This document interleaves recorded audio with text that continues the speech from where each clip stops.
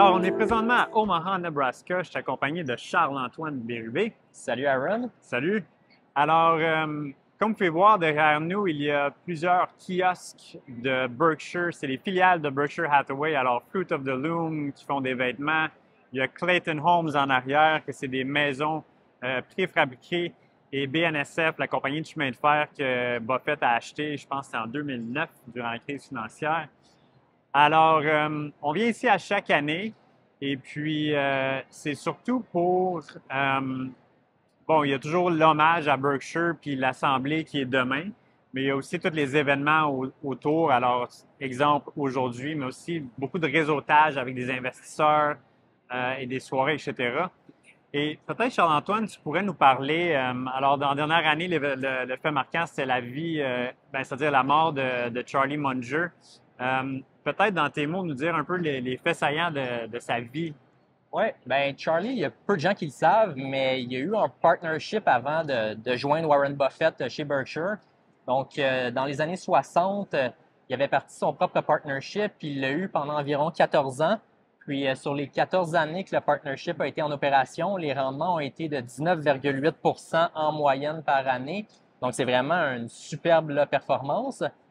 Par contre, contrairement à certains investisseurs, il y avait une stratégie un peu différente. C'était quoi qu'il y avait de particulier dans sa stratégie, Aaron?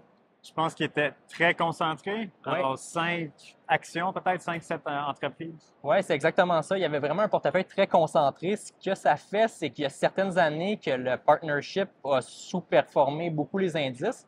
Il y en a d'autres qui ont surperformé. Puis, on peut noter 2 années où est-ce que le partnership a perdu 30 par année, ces 2 années consécutives. Donc, les gens ont vu là, l'argent qu'il y avait à l'intérieur du fonds diminuer de plus de 50 après 2 ans. Donc, c'est quand même une grosse baisse, là. Ouais, autrement dit, ses rendements différaient beaucoup, beaucoup des marchés. Ouais, c'était vraiment à contre-courant. Donc, c'est quelqu'un qui avait confiance en ses moyens, qui était super intelligent. Puis, il n'avait pas peur là, vraiment de prendre des positions qui allaient à l'encontre de ce que la majorité pensait. Donc, c'était vraiment de quoi de très intéressant.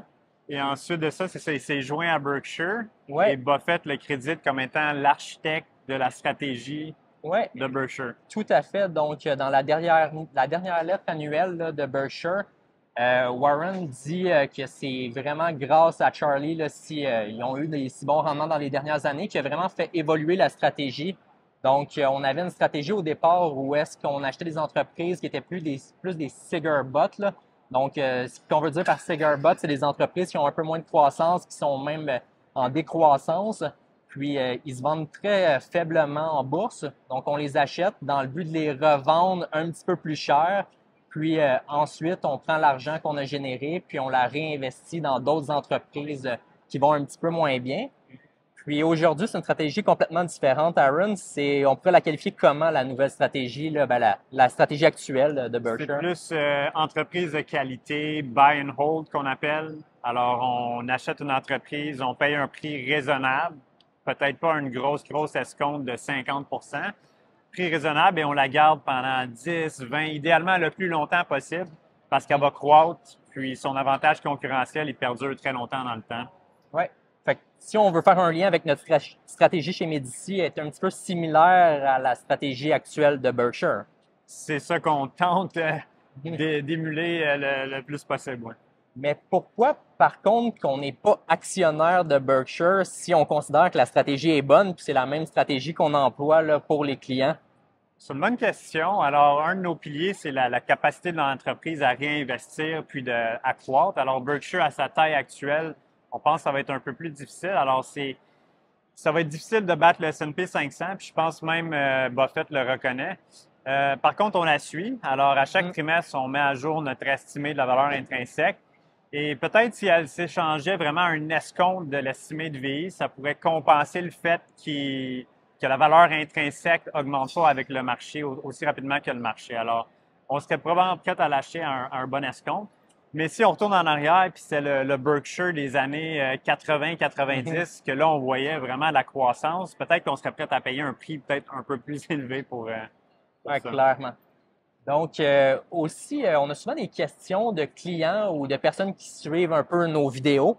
qui veulent savoir qu'est-ce qu'ils pourraient lire pour en apprendre un petit peu plus, soit sur Charlie ou sur Berkshire. Est-ce que tu aurais une recommandation pour nous de lecture? Alors, c'est sûr que depuis la mort de Charlie, le livre qui s'appelle Poor Charlie's Almanac, je pense qu'il est vraiment redevenu populaire. Alors, c'est un livre qui parle vraiment toute la connaissance que Charlie avait est dans ce livre-là.